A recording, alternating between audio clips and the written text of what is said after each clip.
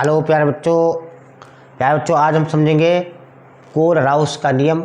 Kohlrausch का नियम क्या था, तो समझाने से पहले आप लोग लाइक, सब्सक्राइब और कमेंट जरूर कीजिए, तो आपको ये चुटकियों में समझ में आ जाएगा। बस आप इधर ध्यान दीजिए। तो कोलराउस का नियम क्या था, ये हमने एक पात्र बनाया है और इस पात्र में हमारा जल भरा हुआ है, यानी पानी भरा हुआ है। तो ये हमारा विलायक है और इसमें हमने कोई विद्युत अपघट्य पदार्थ मिलाया। विद्युत अपघट्य पदार्थ हमने पिछले कई वीडियो में बताया है, जिसे NaCl, HCl या H2SO4 कोई भी हो सकता है।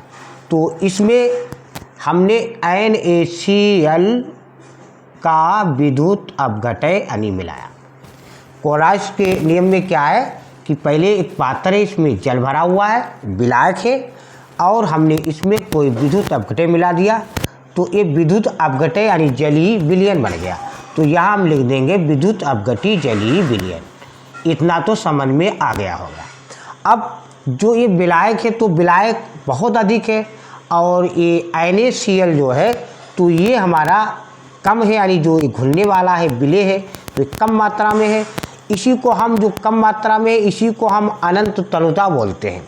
अब अनंत तनुता का अर्थ यह होता है जिसे कि ऐसा कोई घोल हो, ये हमारा घोल बना हुआ है जिसमें विलायक की मात्रा बहुत अधिक हो, तो विलायक अधिक था हमारा, और जिसमें आयनों की सांद्रता, अब आयन क्या है जी, Na और Cl ये अलग अलग टूटेंगे, Na धनायन में, Cl ऋणायन में, तो आयन है और आयनों की सांद्रता में कोई बदलाव नहीं होता, कोई चेंजिंग नहीं होती। तो अब इसी के हिसाब से अब हम बनाएंगे। जैसे हमने बनाया कि एक हमारा ये हमने लेमडा लिया और ये लेमडा यहाँ पर अनंत है। अनंत का मतलब कोई सीमा नहीं, उसी को हम अनंत बोलते हैं, कोई बदलाव नहीं। और ये हमारा EQ एक आयनिक हो गया है और बराबर फिर हमने लेमडा लिया, ये हमारा अनंत है और ये हमारा एक AQ है, यहाँ एक धनायन में है और यहाँ प्लस का निशान लगाया और फिर लेमडा, ये हमारा इसको अनंत बोलते हैं। अनंत को इस तरीके से हम बनाते हैं, ये जीरो की तरह इस तरीके से हम अनंत को बनाते हैं। ये हमारा ये भी AQ है, लेकिन ये हमारा ऋणायन में है। तो यही हुआ कि आयन धनायन और ऋणायन में टूटेंगे, जैसे Na प्लस में और Cl माइनस में। अब यही से हम परिभाषा बनाएंगे।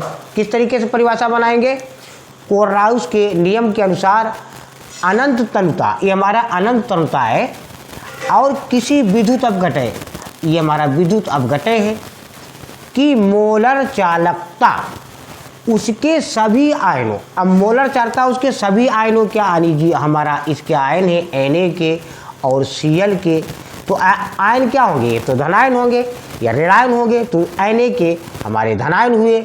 अब यहाँ मान लिया Na तो इसका हुआ हमारा प्लस का, हमने प्लस का यहाँ निशान लगा दिया। ये Cl है तो इसका मान लिया माइनस में है।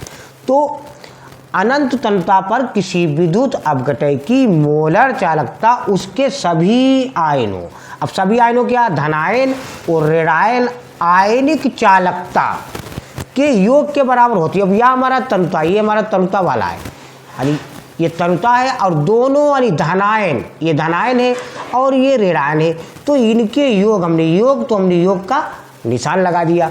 तो इन दोनों के योग के बराबर आयनिक चालकता इनके योग के बराबर होती है। यही हमारा कोलराउस का नियम है। बच्चों आपके समझ में आ गया होगा। लाइक और सब्सक्राइब और कमेंट करना मत भूलिए।